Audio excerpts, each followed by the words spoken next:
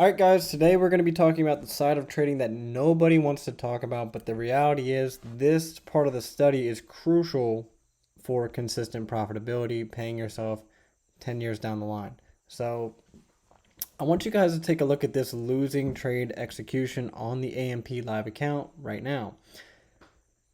And I want to ask yourself, what do you see inside of this? Well, of course, you see a losing trade, but why did this trade specifically lose, right? Why did that take the execution? First of all, that's the first question. I took the execution because of conviction on a model number 3, right? We had everything leading into a model 3. We had a huge drop down. Okay, we left behind lower high, lower high, lower high, aka model number 3 target. Price drove down, swept a key low right here. Boom. What's this right here? Look where we're at. The 11 o'clock hourly candle opening. So that's inside of the macro. Then we had a run in the direction of the draw. Price retraced, right? And then ultimately fails. Everything that I just explained is the reasoning as to why I took the trade. But the most important question to ask is, why did this trade lose? All right. And the answer is right over here. All right. Take a look at these annotations here for a second. Right, everything looks so clean, right? We had our higher time frame key level, we had a huge drive down, we had the macro. Every single checkbox of our A plus checklist was checked.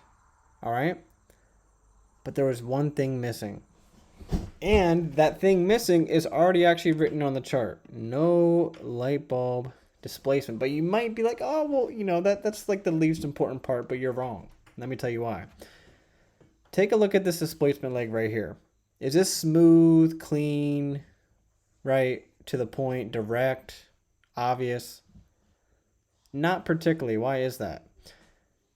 We're trading up, down, a lot of down candles being formed inside of an up range. And that is not what you want to be seen. You do not want to see all these down candles stacking up inside of that. You want to see it be decisive. You want to see it be aggressive. You want to see it creating multiple Fairway gaps, at least 2 to 3. How many Fairway gaps did we create here? 1. Right here. We created 1 Fairway gap. We had an inability to create 2 or 3. But the question is, why does this matter? Why does this even matter at all? The answer is, whenever we have smooth time-based light bulb displacements creating several Fairway gaps, it's really smooth delivery, we don't have a lot of down candles being formed, that is informing us that big players are a part of this move. Actively, smart money is engaging with it, right? And that's going to be shown in the chart by that smooth light bulb, crazy light bulb sensation where it's creating multiple Fairway gaps. Suddenly, that is letting us know smart money is a part of that. And if smart money is a part of this trade, big players are in the game here, that's the trades that I want to be a part of. But on the flip side, if it keeps creating all these down candles, has an inability to create 2 to 3 Fairway gaps, and is having more high resistant delivery like this, that tells me big players are not likely a part of this move. And that is why light bulb displacement is a crucial part of the A plus checklist at a specific time of day, for example, like this macro. So guys, honestly, if you look at a lot of my losing executions, right, you're going to find out that majority of my losing executions are from being very convicted in a model number 3, but still taking it even without, the real light bulb displacement, and taking it in environments like this.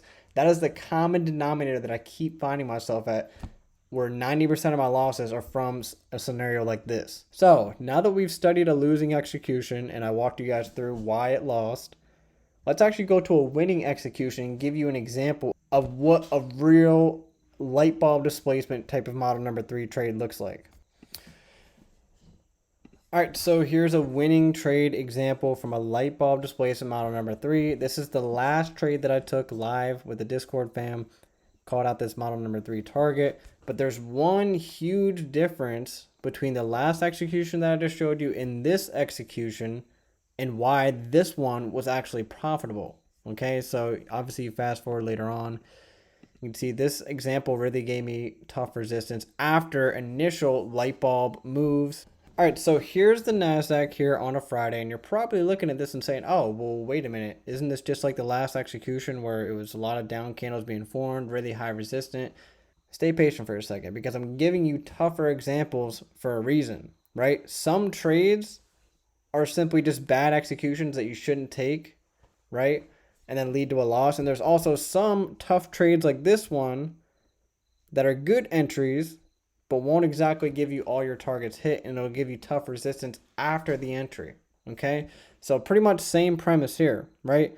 We drive down into a key low. This here was the previous session low. Tag that right around the 1250 to 1110 macro. So great timing, right? We had a really obvious opposing target after a huge drop down, right? This triple top, Model 3 target. Same stuff. But there was one key difference that allowed me to profit nearly $1,000 on this despite the eventual bad delivery. Matter of fact, let's take all this off here for a second. Focus in. One of the most obvious model number 3 targets that you'll ever get. Okay. But what happened? Look at this right here. Multiple things that are taking place here that makes this a high quality entry. With the initial expansion, time-based expansion, was there a lot of down candles? Was it, dancing around and tiptoeing? No. It created 1, 2 fair value gaps. So it didn't just create one fair value gap. It didn't tiptoe around. It got straight to the point, immediately smashed through this opposing up candle. So a key opposing array smashed through, boom. And while it did that, created multiple fair value gaps in the direction of the drawn liquidity. All right. So as soon as we get that retracement, I don't know that we're going to get tough delivery like this afterwards, right? I'm simply pressing the long because this is checking the box, like literally checking the box, every single box of the A+ checklist. Okay. So I set my stop loss, set on my take profits, right? We start off with that really smooth light bulb expansion. Again, everything is being checkboxed. We have the draw and liquidity. We have the timing aspect. We have a higher time frame key level, light bulb expansion, right? There's no wicks to worry about in the higher time frame. So we take the trade. It's A+, right? And then after the trade performs, then we get the high resistance. We get a little bit of drawdown, and then price ultimately starts shooting up to our targets. And remember, with these trade executions, okay, whenever you get an A+ setup, right, that starts off amazing with light bulb expansion and then leads to high resistance, okay, especially in this example, you're not requiring the full target to be tagged to get paid. So this right here alone offers from 427 up here, just south of 60 handles. That is more than enough. You don't need the full target to be tagged in a high resistance example. All right, so it's crucial to be able to identify all aspects and environments of model number 3, right? So this is a good trade execution. The last one was a bad execution for all of these reasons. Now, I'm not going to end it here. Let's actually go to another example, which is going to be an easy, smooth example where it starts off with a light bulb expansion, right? And then it ends it off with obviously smooth delivery as well, and not just high resistance. And by the way, you eventually fast forward through this crazy high resistant jungle. Crazy. I mean, come on now, look at this. It's like casino land right here. Eventually makes its way to that model number 3 target. Just because, like, no matter how high resistant or low volume it is, this scenario right here is one of the easiest draws in liquidity you'll ever find. And there was the model 3 target tag there. I mean, you had to be an absolute trooper, to hold through all this, okay? And again, you don't need to do this to be consistently profitable. But let's go on to an easy example because not all is always going to be hard. There is indeed a lot of easy examples of model number 3. All right, so let's take your memory back to a model number 3 that we took live on stream. Once again, same exact scenario, but a different environment, right? Same exact scenario. Just look at this. Look at this right here and look at the last 2 examples. Same exact stuff. Huge run down to the downside. Did we tap a key level? I don't know. Let's see. Oh, I don't know about you, but I see an old Tuesday, August 5th daily low. Boom. That was swept from the market right there. All right. Now we scale down. Huge aggressive move in one direction. Did we leave behind obvious model number 3 targets? Yes, indeed we did. Lower high, lower high. This would be the model number 3 target established because it's the first one formed above in our premium relative from this high to the low. Boom. So here's our model number 3 target. But what's the main difference about this trade here? Big players are in the market. Smart money is in the market. How do we know that? Because as soon as we enter the macro here around 11 o'clock, we have this move right here. Is there a lot of down candles being formed? Is it tiptoeing around? Is it being sluggish? Is it, messing around, banging around side by side? Hell no. Look at this. We create 1, 2 fair value gaps. Very fast market, right? It created 2 fair value gaps. And then what? There's a down candle formed, but did it keep stacking up on down candles? No, it created the down candle, respected it, smashes to the upside. So this is an example of a light bulb model number 3 entry that you would take, right? But it doesn't end out with high resistance, right? It starts off with a light bulb smooth delivery expansion and then it ends off to our take profit with that same smooth delivery.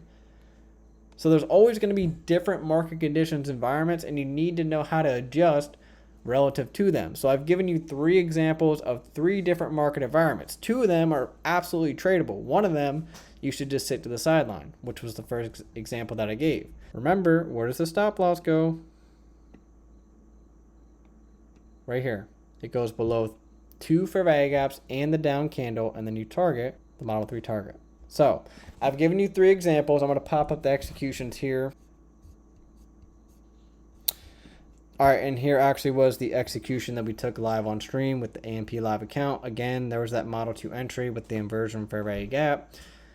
Perfect textbook example of a model number 3 that's going to pay you over and over and over again. You just have to have the patience to wait for these last 2 examples that I gave you and preserve your equity when that first example environment shows. So I've given you 3 different environment examples. I've given you an explanation as to why certain model number 3s fail. All right, so I hope you guys found this one insightful. Hit the like button or place a reaction on here if you want more of these, and I'll see you guys in the next one.